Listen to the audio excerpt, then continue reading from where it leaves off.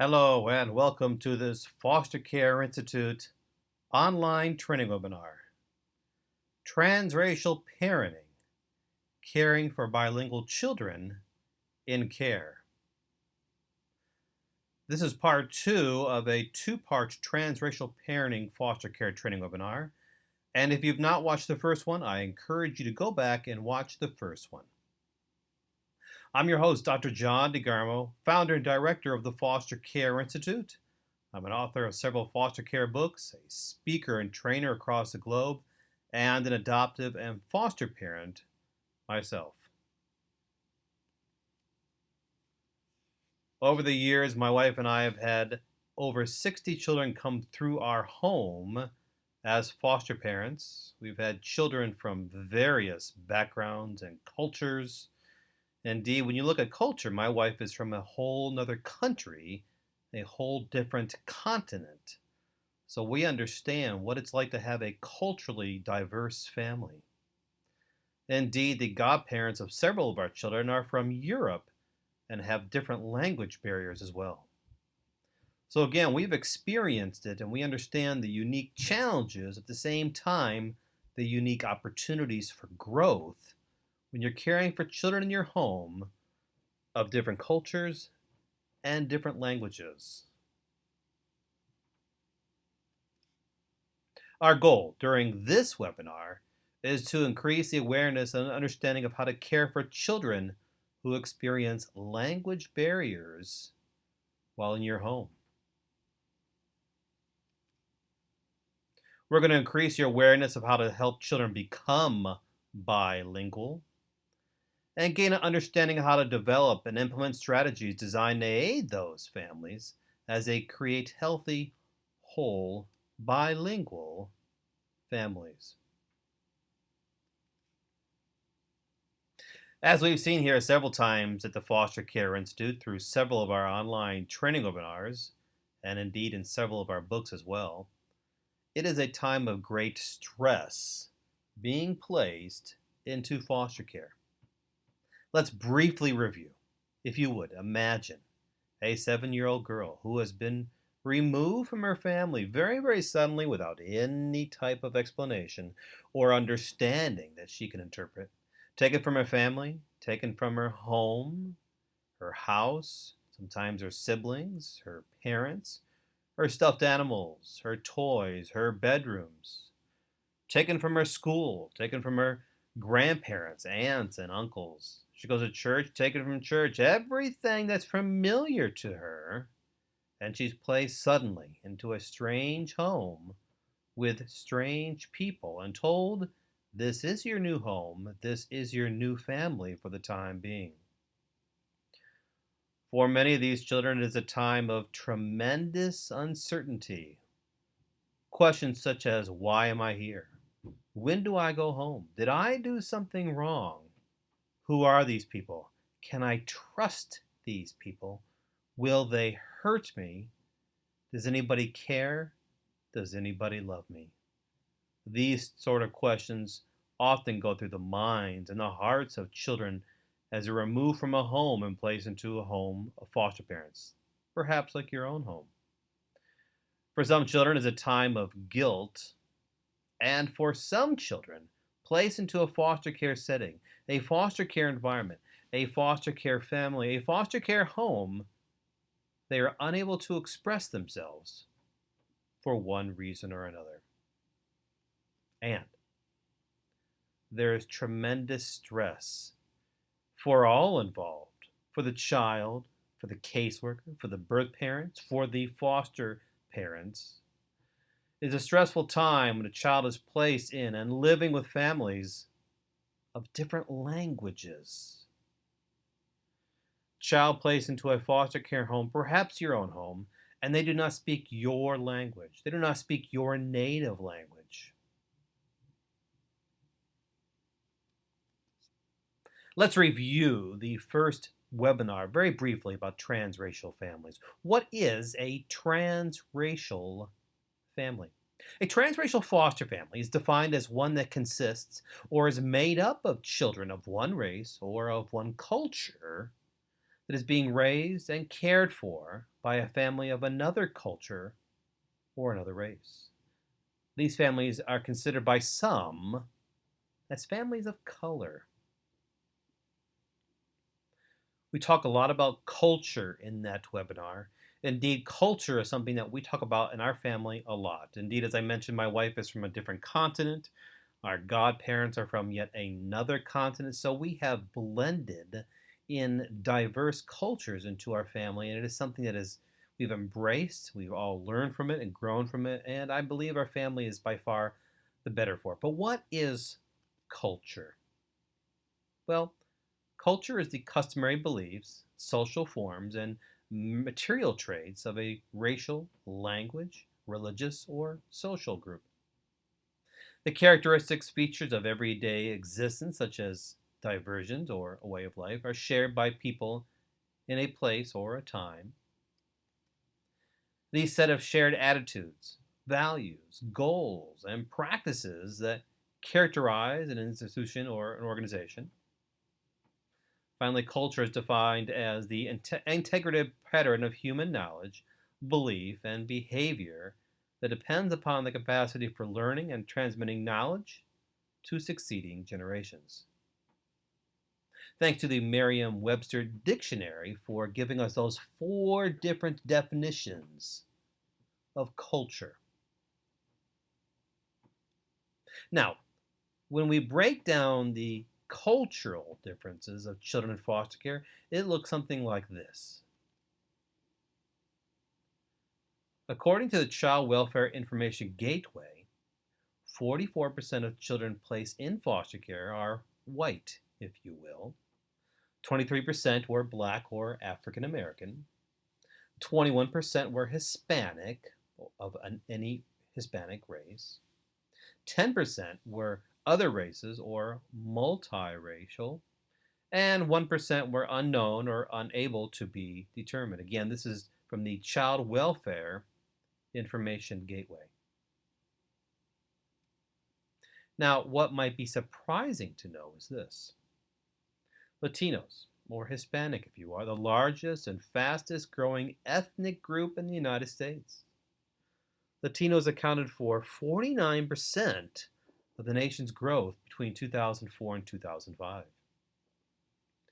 The reports of abuse and neglect are relatively proportionate between Latino and white, non-Latino children, yet substantiated cases are more likely to occur with Latino children. Latino children are more likely to be placed in out-of-home care more quickly and for longer periods of time than their white, non-Latino counterparts. Going further into this breakdown of children in foster care, more than one-third, indeed it's 37.4% of Latino children in family foster care, live in relative placements, or kinship placement, if you will, representing the highest rate among all racial ethnic groups. Indeed, we look at what kinship care is on one of our webinars here at the Foster Care Institute. And if you're not familiar with it, I would encourage you to watch that webinar. Again, kinship care. Finally, the growth in the rate of Latino children in foster care has far outpaced the number of Latino foster parents available to care for these children. Let's read that again. Growth in the rate of Latino children in foster care has outpaced the number of Latino foster parents available to care for these children. And we thank the KC Families Programs for this information. Now, what does that look like? More Latino children coming into foster care, yet not enough Latino foster parents. Well, as a result, many times Latino children are placed into a foster care home that does not share the same cultural patterns, the same cultural practices, the same cultural beliefs that the child has. Many times the Latino children are placed into a foster care home that does not speak the same language.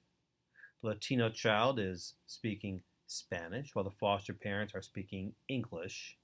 As a result, there is no bilingual relationship between the two, and they struggle to communicate.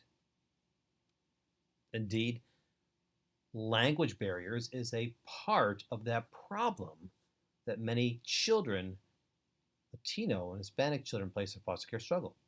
Indeed, as you see there, many Hispanic children placed into foster care struggle with English. They're placed into a home, perhaps a home like yours, where the children do not speak English, the foster parents do not speak the native language of the child. The foster parents may not be confident with the Spanish language. Myself personally, I look back to 35 plus years ago when I took English as a second language. I believe it was back in 1984 and 85. I took 2 years of Spanish. Almost 30 years later, indeed, my Spanish is quite rusty. When I have a Latino child placed in my home who speaks no English, I struggle trying to communicate with that child. I am not confident with the Spanish language. One of my own daughters went and spent several months in Germany, staying with friends of ours. My daughter took German for 2 years in school. I am not confident in the German language. And many foster parents are the same way. They struggle and are not confident with the native language of the child from a different culture placed into their home. And this creates a language barrier. When a child is placed into a foster care home that struggles with a language barrier, that does not speak the native language of the foster parent, and is not bilingual, well, family dynamics will change. There will be some type of adjustment to new family positions. Who will speak for the child, who will communicate with the child, and many times behavioral problems may occur as a child is frustrated being unable to communicate their feelings, their thoughts, their concerns to the foster parents. Behavioral problems may occur. We're seeing more and more in the news, in the media, if you will, about agencies having such a difficult time placing non-speaking children into a foster home with foster parents due to the lack of bilingual foster families. In fact, bilingual foster families are difficult to come by in many parts of the nation. As a result, agencies are challenged with finding enough interpreters and language services for these children who are placed into into foster homes that do not speak the same language. Agencies challenged with finding enough interpreters and language services for foster homes with non-English speaking children. Agencies are struggling with it. Again, as we look back a couple slides ago, more children from Latino backgrounds, Hispanic backgrounds, are being placed into a foster care system, and not enough Spanish speaking foster parents. Now, for the child is going to experience many difficult challenges. Finding the appropriate support services and granting access to non-English children in foster care is a challenge and may prohibit foster parents, perhaps again like yourself, from having the right support services available for the child placed in their home. Now, in some of our foster care Institute training webinars, we look at some of the questions you as a foster parent need to ask yourself when you get the call to have a child placed in your home. And some of those questions include this. Am I able to provide the support services this child needs, unique support services this child needs at this time? Is this a good fit for the child? Is my family a good fit? Is this child a good fit for my family? Sometimes those support services include language. Sometimes it's not a good fit if the language barrier is there.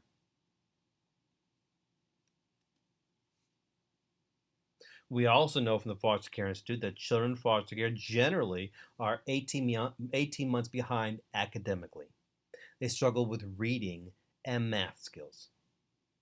Well, when you add on to the fact that the child is unable to speak the native language of the foster parents, as well as many members of the school performance will most likely be affected for those in foster care who have language barriers, who are not bilingual. Children may suffer from oral language development, from learning, and again, behavioral issues while in school.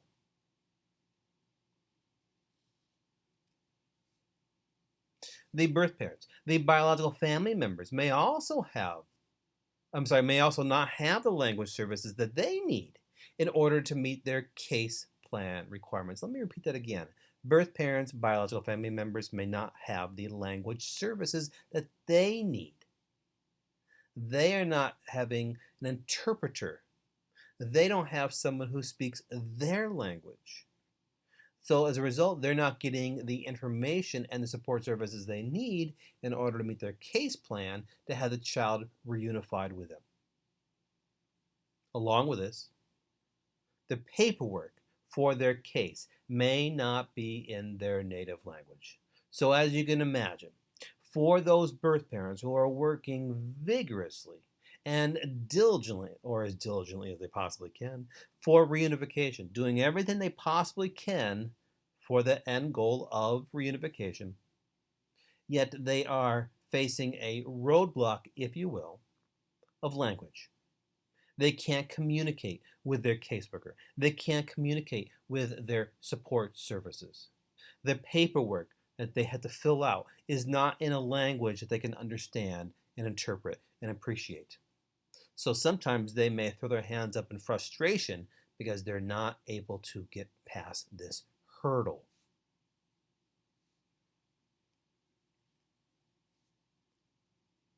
A child in a transracial family where there is a language barrier needs a voice. In fact, every child needs a voice. But for that child who is unable to communicate due to the language barrier, their voice, their feelings, their concerns, their hopes and fears are unspoken. They are unable to express how they feel to their foster parents, to their caseworker, to their therapist, to their counselor, to their school teacher, to their CASA, to their guardian ad litem. Their concerns, their hopes, their fears are unable to be addressed because they can't voice them. They cannot give a voice to those feelings, to those concerns, to those hopes, to those fears. There is no voice to connect that child to his culture, which he is trying to hold on to desperately. There is no voice to be heard and communicate with his foster family. Who will speak for this child?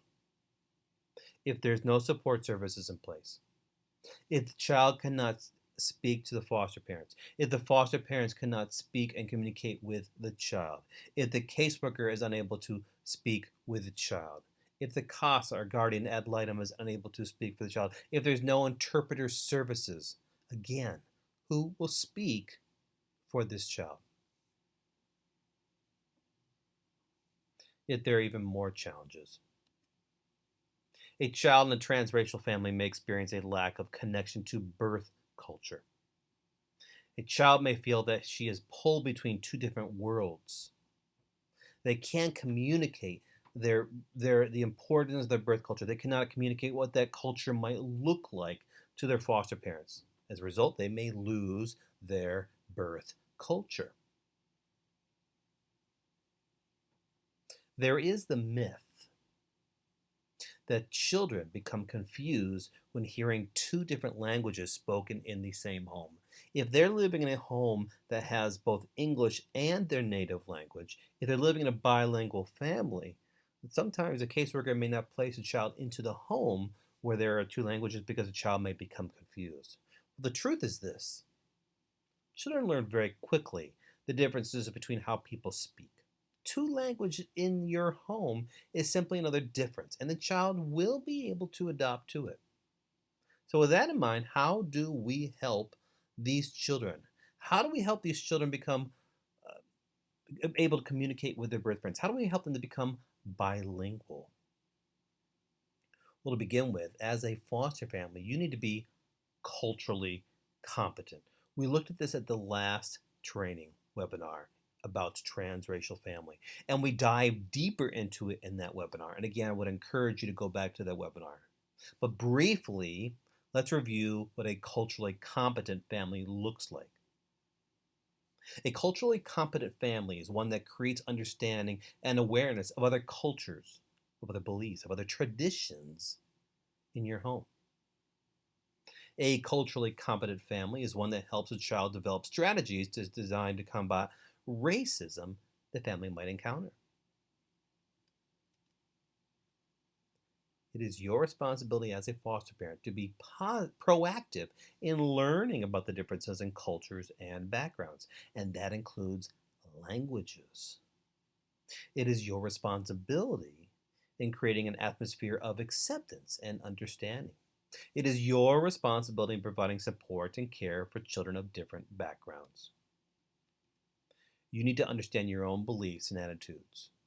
You need to learn about other cultures and different ways of life by reading books, by listening to podcasts, by watching videos, by attending cultural events. This all goes hand in hand with a child's native language. Again, we go into much deeper detail in this on our first transracial foster parenting training webinar.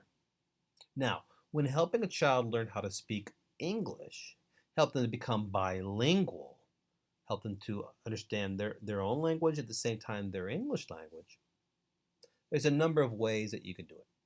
To begin with, you can use simple pictures and simple visuals. Indeed, these might be the most helpful way to begin communicating with a non-English speaking child. Simple pictures, simple visuals, diagrams, and maybe even PowerPoints and videos can also be helpful to uh, connect concepts to words. As you're doing this, as you're showing the child these visuals, these pictures, these diagrams, these videos, and you're helping the child learn to become a bilingual family member in your family, you need to make sure they feel a sense of safety. They must feel safe first before they begin to learn another language or be able to communicate with you. They must feel secure. They must have a sense of confidence. So you need to provide an environment that meets those needs. They need to feel safe, secure, and confident so they can advance in their communication skills. So you need to make sure that there's no judgment, there's no criticism on your end when a child makes a mistake with any type of language challenge. We know how difficult it is learning a new language. It's going to be even more difficult for a child who is in a new home, people they do not understand, and they do not feel safe. They do not have a sense of security, or they feel that they're being judged or criticized by perhaps someone in your family. So again, provide an environment that meets these needs of safety and security and confidence.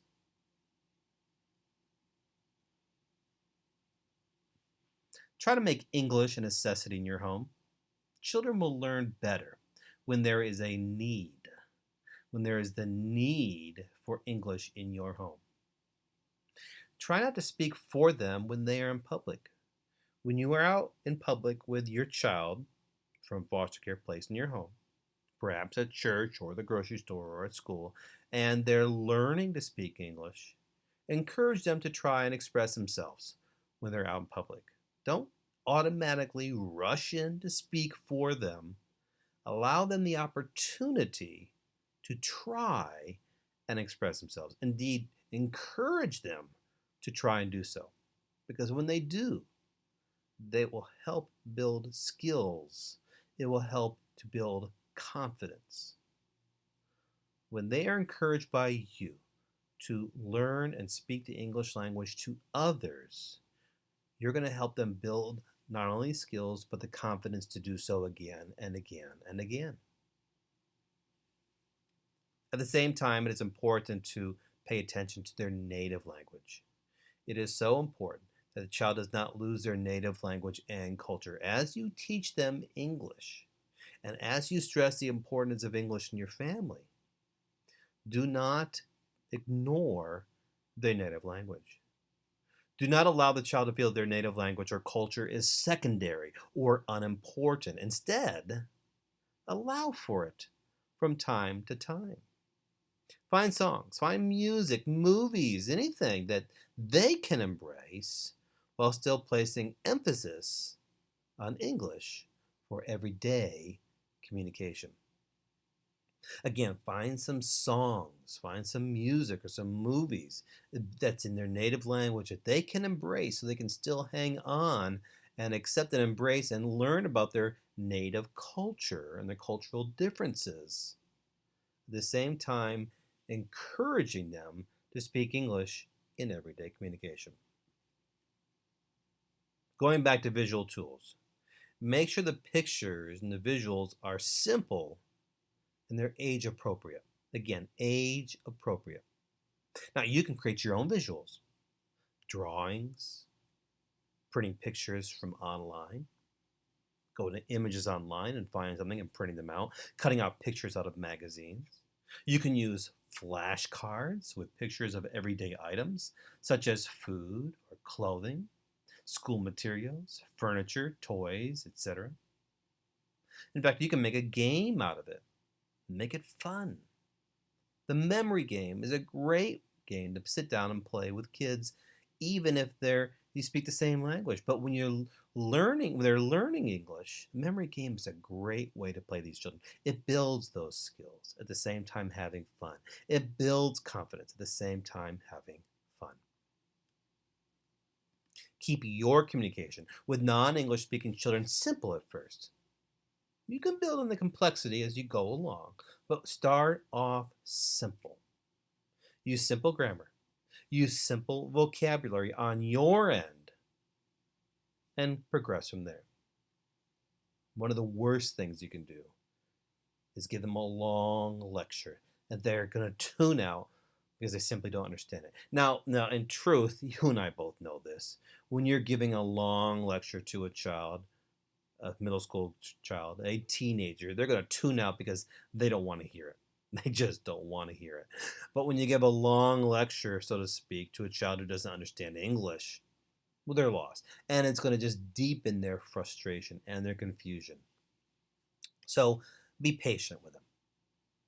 Be patient with the child. When the child is struggling to speak English to you, even the simplest terms, be patient with them. Allow them to make mistakes. And in constant encouragement, constant praise. Every time they say it correctly, you give them praise. At the same time, be patient with the birth family. When the birth family is trying to communicate with you, be patient, encourage, help them out.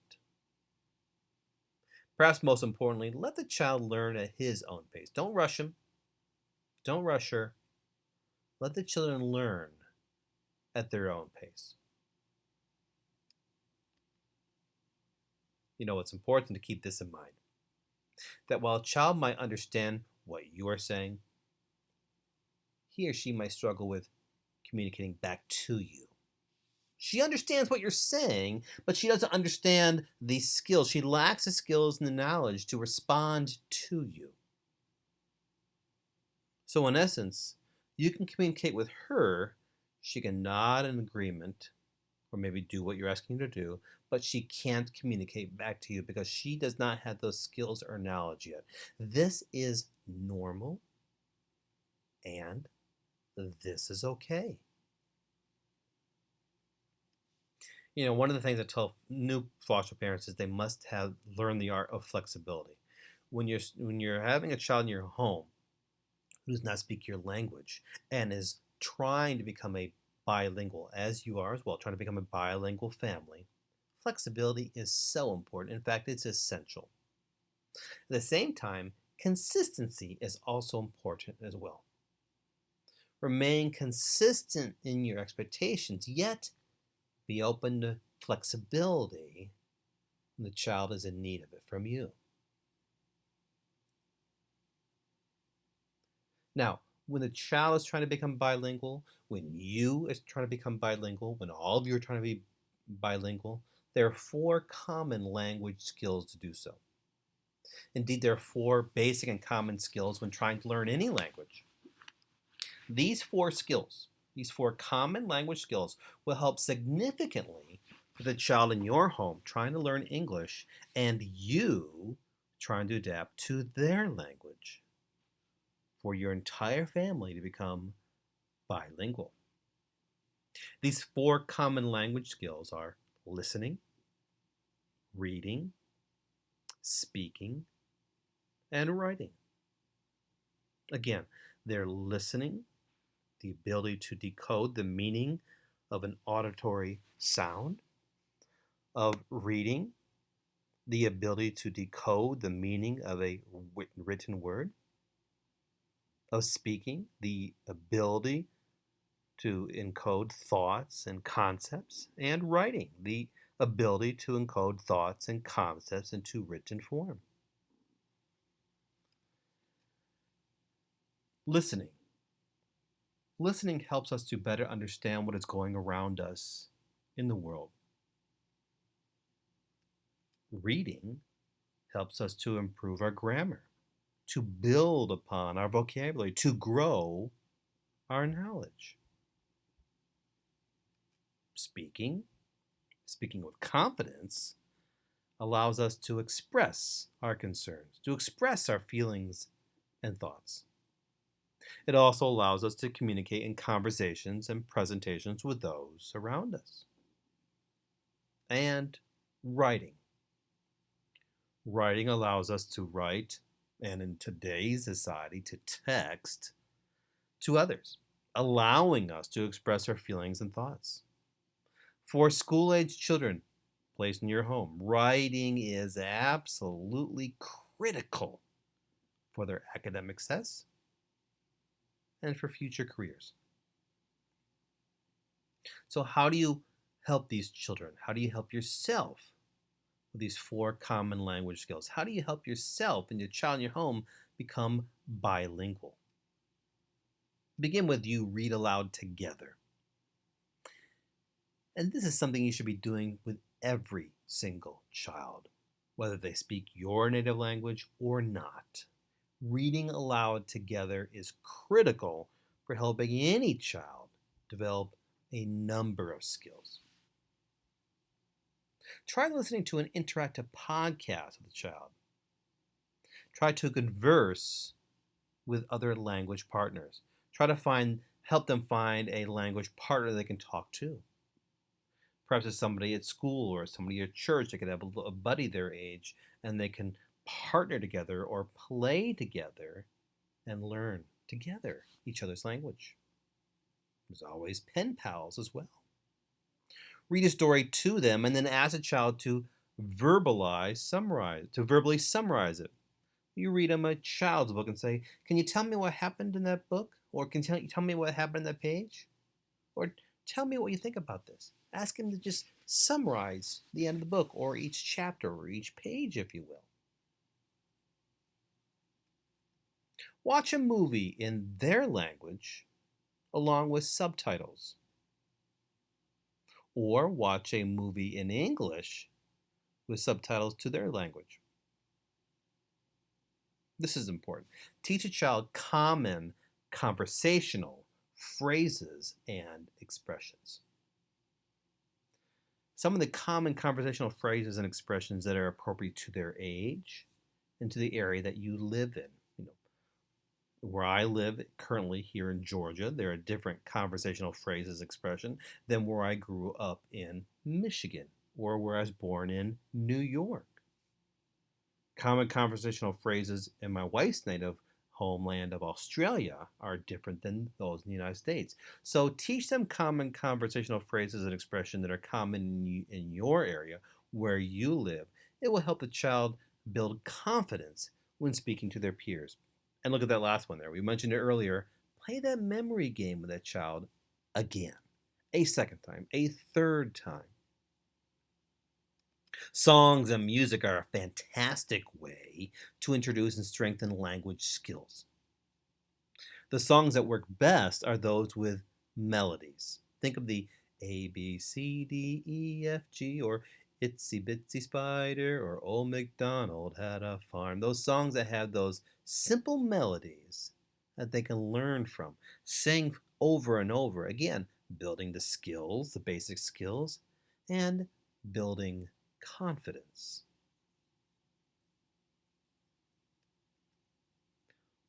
Another way that a child who does not speak English can learn English and learn to become bilingual is through the act of play. The simple act of playing with other children their age can be incredibly helpful in developing those all important communication skills. And it's happening, the child not even knowing it, because they're having so much fun in the act of play. In the book, The Foster Care Survival Guide, we address the importance and the use of play therapy. And indeed, this is another example of the importance of the act of play for a child who struggles with communication skills, whether it's because of the fact that they've never developed those communication skills for one reason or another, or they're coming from another language base. Playing together with another child will help them develop those communication skills with the child not even recognizing it because they're so busy laughing and having fun. Your own biological children, other foster parents, other schoolmates, other peers at church can talk with them and play with them. You will watch a child's language progress so much quicker when it's through the act of play. There are a number of electronic games and apps that are also fun and helpful at the same time. Indeed, so many children have come through my home with this right here, the Leap Pad or the Leapfrog game. There are a number of support services available for the child. Ask your caseworker, ask your agency for language support services. At the same time, ask your local school for some similar support services too.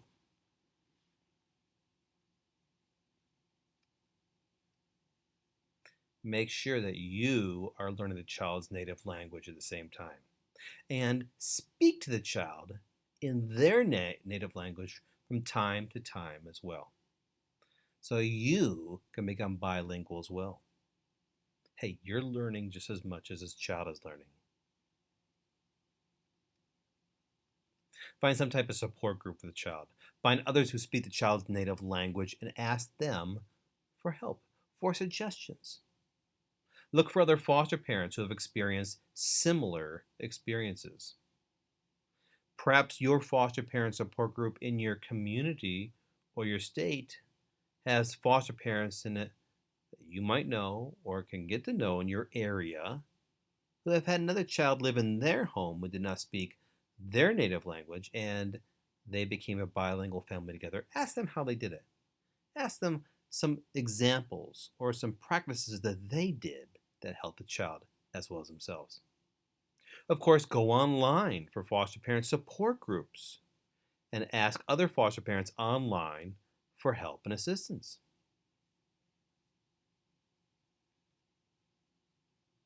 As you help a child in your home learn a new language, and you learn his, thus all of you becoming bilingual, this can be a wonderful time of growth, of growing relationships, and of bonding.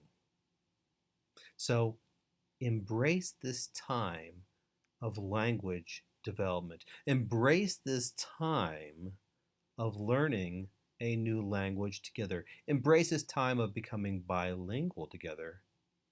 And embrace this time of bonding with a child through the gift of language.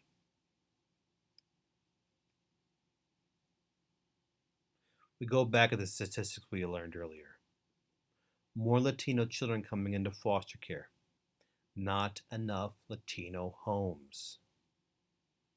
You can play a part in this. When you bring a child into your home who speaks a different language than your own, there are a number of ways and skills we have seen through this webinar that can help the child learn English, at the same time for you to become competent in their language as well. As a result, we all become bilingual and the language barrier is broken down. For much more, visit the Foster Care Institute at drjohndegarmofostercare.com. Make sure you follow me on Facebook at Dr. John DeGarmo Foster Care Expert, at Twitter at Dr. John DeGarmo.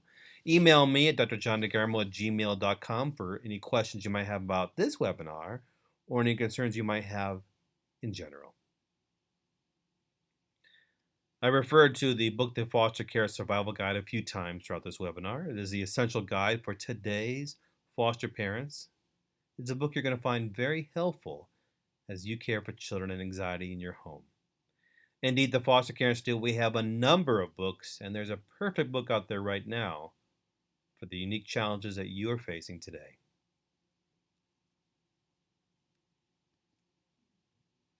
More children coming into care. Not enough foster parents.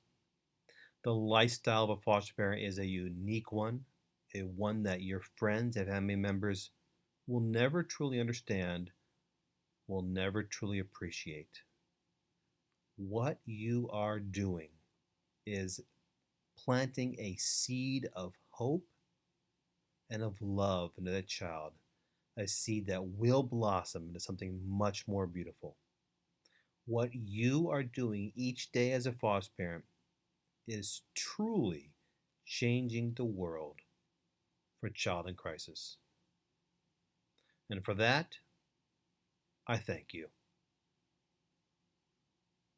For the Foster Care Institute, I'm Dr. John DeGarmo.